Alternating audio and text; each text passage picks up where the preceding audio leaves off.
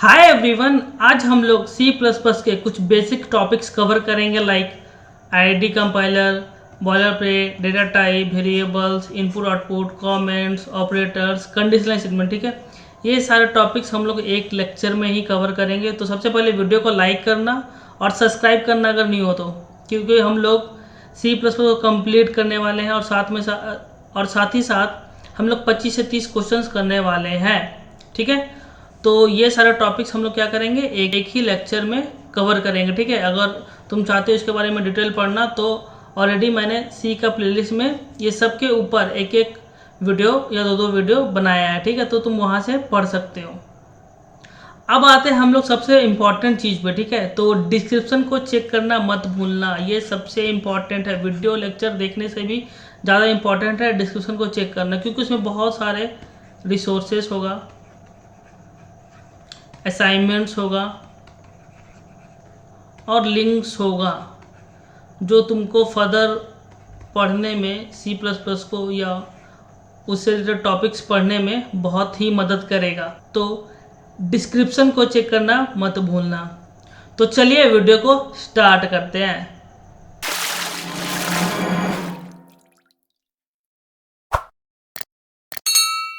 अगर आप किसी वार में हैं, अगर वार को जीतना है तो आपको क्या चाहिए होगा, बंदूक चाहिए होगा, तलवार चाहिए होगा, राइफल चाहिए होगा और ईटीसी चाहिए होगा अपोनेंट को हराने के लिए और खुद को जीतने के लिए। तो बेसिकली कोडिंग करने के लिए हमको दो चीज़ चाहिए, पहला है आईडी और दूसरा है कंपाइलर। तो हम लोग जो आईडी यूज करने वाले हैं यहाँ पे सबलाइम टेक्स्ट है, और हम लोग जो कंपाइलर यूज कर रहे हैं वो जीसीसी कंपाइलर है। ठीक है, तो ऑलरेडी मैंने एक वीडियो बनाया है जिसमें मैंने कंपाइलर के बारे में और आईडी के बारे में पूरा डिटेल में बताया, तो वो वीडियो आप रेफर कर सकते हैं। वो वीडियो मैंने सी के प्लेलिस्ट में बताया था, कुछ वीडियो नंबर 4 है। ठीक है, तो वहाँ पे जाके आप आईडी और कंपाइलर के बारे में अच्छे से जान सकते हैं, इसी चैनल में है। ठीक है, तो फिर भी मैं बता देता हूँ आईडी क्या होता है। हमारा इंटीग्रेटेड डेवलपमेंट इन्वायरमेंट, बेसिकली हम लोग उसमें कोड लिखते हैं, और जो हमारा कंपाइलर होता है वो कोड को या प्रोग्राम बोल लो उसको हम लोग मशीन कोड में कन्वर्ट करते हैं। ठीक है, बेसिकली ये दोनों काम होता है। अगर आप ये नहीं चाहते कि आईडी और कंपाइलर को हमको इंस्टॉल करना पड़े तो वो ऑनलाइन भी आप लोग कर सकते हैं। मैंने एक साइट यहाँ पे खोली हुई है जिसका नाम है id1.com, तो यहाँ पे भी आप जाके कोड कर सकते हैं डायरेक्ट। ये सी प्लस प्लस का बेसिक सिंटैक्स है। ठीक है, तो यहाँ पे आप जाके कोड कर सकते हैं, इसका मैं लिंक डिस्क्रिप्शन में दे दूंगा। तो होप अभी तक समझ में आया होगा आईडी क्या होता है और कंपाइलर क्या होता है। आईडी बेसिकली वो होता है जिसमें हम लोग कोड लिखते हैं, और कंपाइलर वो होता है जिससे हमारा कोड मशीन कोड में कन्वर्ट होता है। ठीक है, जो हम लोग यूज कर रहे हैं वो सबलाइम टेक्स्ट है और जीसीसी कंपाइलर है। ठीक है, तो अब हम लोग आते हैं यार कि जो बॉयलर पेट होता है, बेसिकली बोल लो, सिंटेक्स बोल लो, बॉयलर पेट बोल लो, वो सी प्लस प्लस क्या होता है। सबसे पहले हम लोग कोड को लिखते हैं यार, hash include bits stdc++.h using name space std int main, और यहाँ पे रिटर्न 0। तो सबसे पहले यार समझने की कोशिश करो, ये चारों जो मैंने स्टेटमेंट लिखा वो क्या है। हैश इंक्लूड बिट्स std.h क्या है। अगर हम लोग कुछ और भी हेडर फाइल इंक्लूड करना चाहते हैं, जैसे hash include IO stream, input output stream, इसको इनपुट आउटपुट स्ट्रीम बोलते हैं। और फिर अगर हम मान लो हम वेक्टर का यूज़ कर रहे हैं, जो हम थोड़ी देर में करेंगे ही, तो हमको यहाँ पे इंक्लूड करना होगा वेक्टर का हेडर फाइल को। ठीक है, तो अगर तुम चाहते हो यार कि हमको ज़्यादा कुछ हेडर फाइल इंक्लूड ना करना पड़े, तो बेसिकली तुम ये यूज करना है, हैश इंक्लूड बिट्स std। इसमें सारा हेडर फाइल का कॉम्बिनेशन रहता है। ठीक है, तो इसको तुम हटा सकते हो। ठीक है, और यूजिंग नेम स्पेस std ये लिखना ही पड़ता है। ठीक है, अब क्यों लिखना पड़ता है तो वो मैं ज़्यादा एक्सप्लेन नहीं करूँगा, उसका मैं लिंक डिस्क्रिप्शन में दे दूँगा, वहाँ से जाके तुम पढ़ सकते हो। अगर मैंने एक्सप्लेन करना चाहा तो बहुत ज़्यादा वीडियो लंबा हो जाएगा। ठीक है, और यहाँ पे इंट मेन क्या है, मेन हमारा है फंक्शन, और फंक्शन के बारे में हम लोग थोड़ी देर में पढ़ेंगे। और इंट क्या है हमारा, return type. Basically return type बताता है कि हम लोग क्या रिटर्न कर रहे हैं, और हम लोग यहाँ पे रिटर्न क्या कर रहे हैं, 0 क्या है हमारा, इंटीजर। तो ये समझ में आया कि बॉयलर पेट हम लोग का क्या है सी प्लस प्लस का। ठीक है, तो अगर कोई भी कोड लिखना है ना सी प्लस प्लस में तो इतना तो लिखना ही पड़ेगा। ये समझ में आया। अब हम लोग आते हैं यार डेटा टाइप और वेरिएबल के बारे में। तो सबसे पहले हम लोग एक स्टेटमेंट लिखते हैं यहाँ पे, इंट नम इक्वल टू 10, ठीक है, और सेमीकोलन। और यहाँ पे हम लोग, तो हमारा यहाँ पे क्या लिखा है हम लोगों ने, इंट नम इक्वल टू 10, ठीक है। तो ये क्या है हमारा डेटा, 10 क्या है हमारा डेटा, और ये क्या है हमारा डेटा टाइप, और नम क्या है हमारा वेरिएबल का वैर नेम, वेरिएबल का नाम है बेसिकली, ठीक है। अब वेरिएबल क्या होता है, जहाँ पे हम लोग कोई डेटा वगैरह स्टोर करते हैं, ठीक है। तो वेरिएबल में हम लोग क्या स्टोर कर रहे हैं, 10 क्या है हमारा डेटा। अब वेरिएबल पता तो रहना चाहिए ना कंपाइलर की कौन सा हम लोग डेटा यूज कर रहे हैं। तो यहाँ पे जो हमारा नम है वो किस टाइप का डेटा है, तो इंटीजर टाइप का, मतलब हम लोग नम में कोई भी इंटीजर वैल्यू रख सकते हैं, ठीक है। इसी तरह हमारा और क्या होता है यार, हमारा होता है अगर मान लो हमको 9.6 रखना है तो इसके लिए अलग डेटा टाइप है, उसको हम एक्सप्लेन करेंगे। अगर कैरेक्टर रखना है तो उसके लिए अलग है, ठीक है। तो हम लोग देखते हैं यार डेटा टाइप के बारे में। तो यहाँ पे इंट नम इक्वल टू 10 हो गया, ये हमारा क्या है डेटा टाइप, और डेटा टाइप को और एक्सप्लेन करते हैं। यहाँ पे हमारा अगर मान लो हमको कैरेक्टर शो करना है तो कैर क्या हमारा डेटा टाइप, और मान लो सी लिख दिए वेरिएबल का नाम, और यहाँ पे साइन क्या करवा दिए ए, ओके। और मान लो हमको 9.6 करना है स्टोर, तो हम लोग क्या लिखेंगे फ्लोट, वेरिएबल का नाम मान लो एफ, और यहाँ पे 9.6, ठीक है। तो ये डेटा टाइप हम लोग ज़्यादा यूज़ करते हैं यार। और एक और डेटा टाइप हम लोग जो यूज़ करते हैं वो होता है बुल। अब मान लो वी लिख दिया और यहाँ पे ट्रू। बुल में बेसिकली हम लोग दो चीज़ लिख सकते हैं, या तो ट्रू है या तो फॉल्स है, ठीक है। तो हम लोग ज़्यादा यूज करेंगे यार क्या है, हम लोग इंट यूज करेंगे और बुल ज़्यादा यूज करेंगे, और ये इससे ज़्यादा कुछ यूज ही नहीं आता है, इसलिए मैंने इतना ही डेटा टाइप बताया। और भी डेटा टाइप होते हैं बट उनकी ज़रूरत नहीं है। अब हम लोग देखते हैं यार कि कैसे हम लोग इनपुट लेते हैं और कैसे आउटपुट दिखाते हैं, ठीक है। तो इनपुट लेने के लिए हम लोग बेसिक यूज करते हैं यार सी इन। अगर मान लो एक मैंने यहाँ पे बनाया इंट एक्स, ठीक है, एक वेरिएबल को डिफाइन करा दिया, और यहाँ पे हम लोग इनपुट ले लेंगे और यहाँ पे हम लोग आउटपुट दे देंगे, ठीक है, सी आउट एक्स, ठीक है। तो ये इस पे गौर करो यार, तो इस पे गौर करो यार, सी इन पे और सी आउट पे। तो हम लोग व्हाइट बोर्ड में थोड़ा देख लेते हैं। इनपुट आउटपुट के लिए हम लोग यूज करते हैं सी इन और जो भी वेरिएबल है वो, और आउटपुट के लिए सी आउट और जो भी वेरिएबल है, और सेमीकोलन तो लास्ट में लगता ही है, ठीक है। तो इस समझ में हम लोग सी इन यूज करते हैं और सी आउट यूज करते हैं इनपुट आईओ के लिए, इनपुट के लिए, सॉरी इनपुट के लिए, और ये आउटपुट के लिए। इस समझ में आया। तो हम लोग यहाँ पे वेरिएबल नहीं है एक्स और उसको हम लोग इनपुट ले रहे हैं, तो यहाँ पे एक इनपुट ले लेते हैं। डेटा टाइप क्या है हमारा इंट, तो यहाँ पे लिख देते हैं 37। अगर इसको हम रन करें, रन करने के लिए क्या है हमारा control be in Sublime text, ठीक है।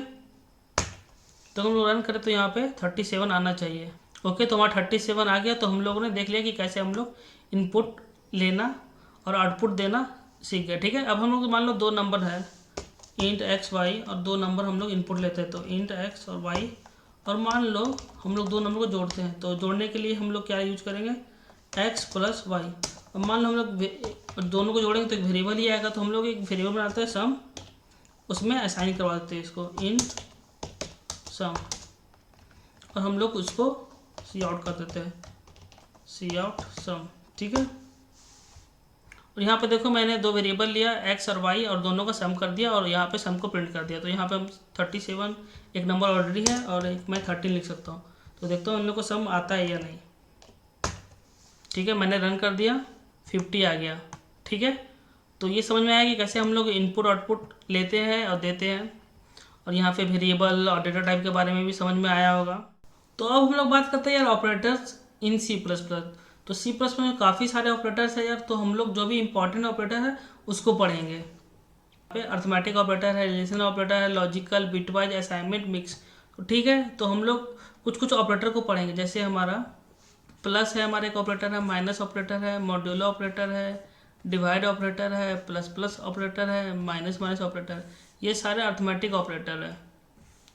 अर्थमेटिक ऑपरेटर रिलेशनल ऑपरेटर में आता है यार हमारा greater than, less than, greater than, equal to, less than, equal to, not, equal to, equal to.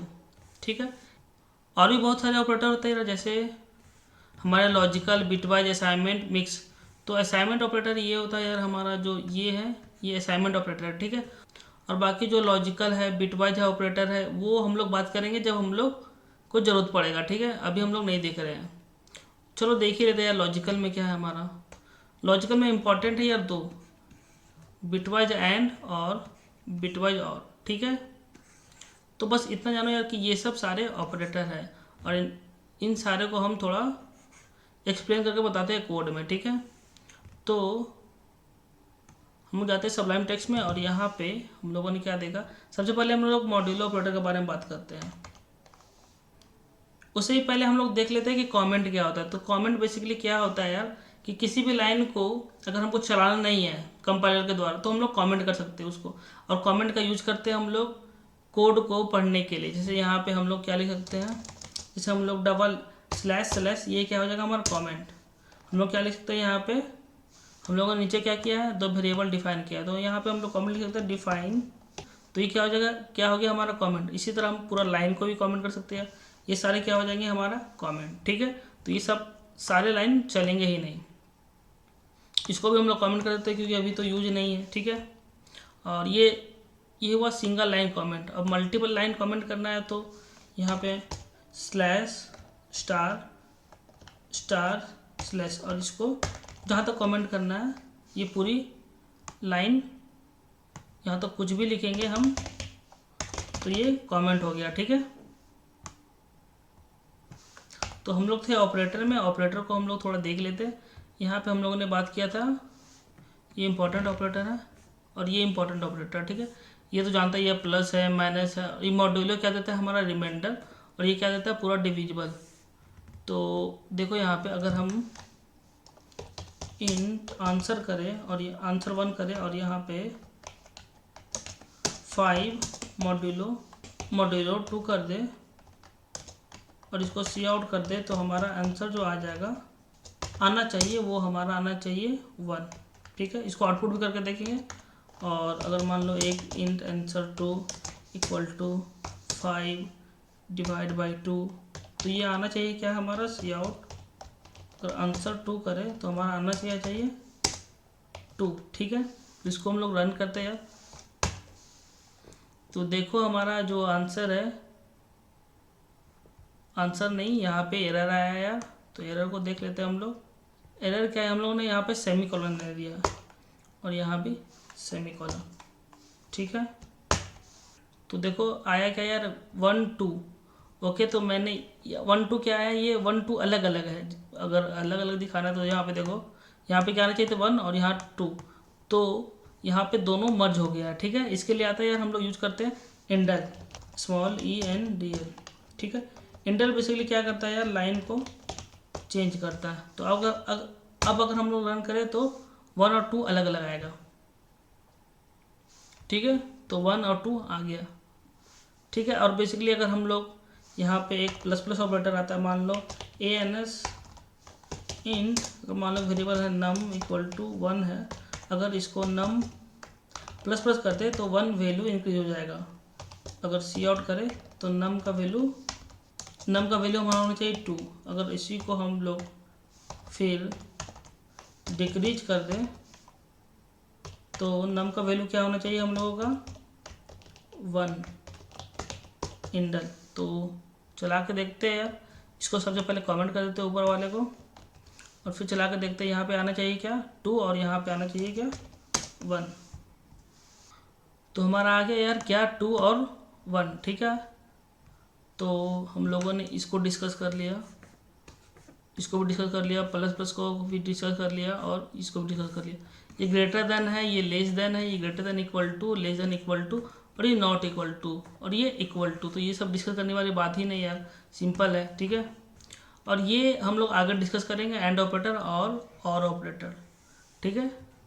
तो होप ऑपरेटर समझ में आएगा। और ऑपरेटर अगर और पढ़ना है या पूरा डिटेल में पढ़ना है तो यहाँ पे जाके पढ़ सकते हो, मैं डिस्क्रिप्शन में लिंक दे दूँगा, ठीक है। तो अब हम लोग बात करेंगे यार कंडीशनल स्टेटमेंट का। तो कंडीशनल स्टेटमेंट क्या होता है यार कि अगर मान लो हम किसी चीज़ पर डिपेंडेंट है, सपोज अगर एग्जाम्पल में मेरा एज अगर 18 नहीं है तो हम लोग वोट नहीं दे सकते इंडिया में, ठीक है। तो ये क्या हो गया हमारा 18 जो है, एज 18, ये क्या हो गया हमारा कंडीशन, मतलब हम लोग डिपेंड कर रहे हैं ना कि अगर एज 18 या 18 के ऊपर होगा तभी हम लोग वोट दे सकते हैं। तो ये क्या है कंडीशनल स्टेटमेंट। तो कंडीशनल स्टेटमेंट को थोड़ा हम समझाते हैं यार पहले। तो इसको सबसे पहले इरेज करते हैं। तो कंडीशनल स्टेटमेंट में आता है यार हमारा इफ़, ठीक है, यहाँ पे कंडीशन और ये करली ब्रेसेस, ठीक है। तो अगर ये यहाँ पे मान लो स्टेटमेंट है कुछ भी, तो अगर ये कंडीशन सही हो जाए तो ये पूरा स्टेटमेंट चलेगा, ठीक है। इसी तरह आता है इफ़ और यहाँ पे कंडीशन जो भी है और यहाँ पे आता है इल्स, ठीक है। तो ये क्या है यार, अगर ये कंडीशन सही है तो ये चलेगा, ठीक है। और अगर ये कंडीशन सही नहीं है तब हमारा जो इल्स वाला पार्ट है वो चलेगा, ठीक है। इसी तरह का आता है इफ़, एल्स इफ और लास्ट में इल्स, ठीक है।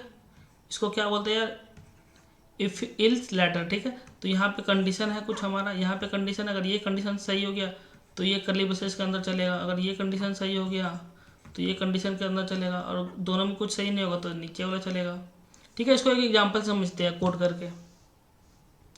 तो अगर मान लो मेरा एज 18 है सपोज, सबसे पहले इसको कमेंट आउट कर देते हैं, इंट एज, अगर मान लो वेरिएबल ले लिए और यहाँ पे सी इन ले लिए एज, ठीक है। If age greater than 18, C out क्या करते हो, यू कैन वोट। अब इसको हम लोग रन करके देखते हैं। तो यहाँ पे हम लोगों ने एक वेरिएबल लिया है एज और उसको हम लोग इनपुट लिया है। तो यहाँ पे एज डाल दो, मान लो मेरा एज है 40, ठीक है। तो इसको हम रन करते हैं यार। तो अगर रन करें तो मेरा आना क्या चाहिए, यू कैन वोट, ठीक है। तो यहाँ पे आ गया यार यू कैन वोट। अगर मान लो मेरा एज है 12, तो एज क्या है हमारा, ग्रेटर देन इक्वल टू 18 नहीं है, ग्रेटर देन नहीं है 18, तो ये प्रिंट नहीं होगा, बेसिकली कुछ प्रिंट नहीं होगा, ठीक है। तो यहाँ पे रन करते हैं यार, देखो कुछ प्रिंट हुआ नहीं ना, ठीक है। तो अगर हम चाहते हैं यार कि अगर 18 एज है तभी वो वोट करे, ठीक है, तो हम लोग ये कंडीशन लगा सकते हैं। अगर मान लो 18 के एज नहीं है तो हम लोग इल्स कंडीशन लगाते हैं, else C out you can't vote, ठीक है। तो अगर 18 के एज ऊपर होगा यार तो ये कंडीशन चलेगा हमारा, और 18 के ऊपर नहीं होगा तो हमारा ये कंडीशन चलेगा। तो चलो रन करते हैं। और यहाँ पे मान लो हम 15 है, ठीक है, इसको रन करते हैं। तो यहाँ पे आना चाहिए क्या, यू कांट वोट, और यहाँ पे आगे क्या, यू कांट वोट, ठीक है। तो ये समझ में आया कि इफ इल्स कैसे चलता है, यही क्या हमारा कंडीशनल स्टेटमेंट। इसमें और एक कंडीशन लगा सकते हैं, इल्स इफ यहाँ पे मान लो एज इक्वल टू 18 हो गया, मान लो एज 18 हो गया तो you can apply for vote, ठीक है। और यहाँ पे इल्स लगा दिए एक और, सी आउट यू कांट वोट। तो इसका क्या मतलब निकला, अगर ये पूरे स्टेटमेंट का क्या मतलब निकला, तो अगर हमारा एज 18 के ऊपर है तो ये प्रिंट होगा, अगर 18 है तो ये प्रिंट होगा, और 18 के नीचे है तो ये प्रिंट होगा, ठीक है। तो हम लोग सबसे पहले क्या देते हैं यार, अगर मान लो मेरा एज 18 है तो क्या प्रिंट होना चाहिए, you can apply for vote, ठीक है। यहाँ पे मान लो हम रन कर दिए तो यहाँ पे क्या आना चाहिए, you can apply for vote, okay, ये आ गया। अगर 18 से ऊपर दे दे मान लो 33, तो हमारा क्या आना चाहिए, यू कैन वोट। देखो आता है या नहीं, तो आ गया यार यहाँ पे। और अगर मान लो मेरा एज है 8, तो यहाँ पे क्या आना चाहिए यार, यू कांट वोट, ठीक है, आ गया। तो अभी तक समझ में आया होगा यार कि कंडीशनल स्टेटमेंट क्या होता है। कंडीशनल स्टेटमेंट बेसिकली हम लोग कंडीशन देते हैं और कुछ स्टेटमेंट को एग्जीक्यूट करवाते हैं, ठीक है। तो यही है हमारा कंडीशनल स्टेटमेंट। और उसके पहले हम लोगों ने देखा यार क्या ऑपरेटर, तो दोनों चीज़ समझ में आया होगा, ठीक है।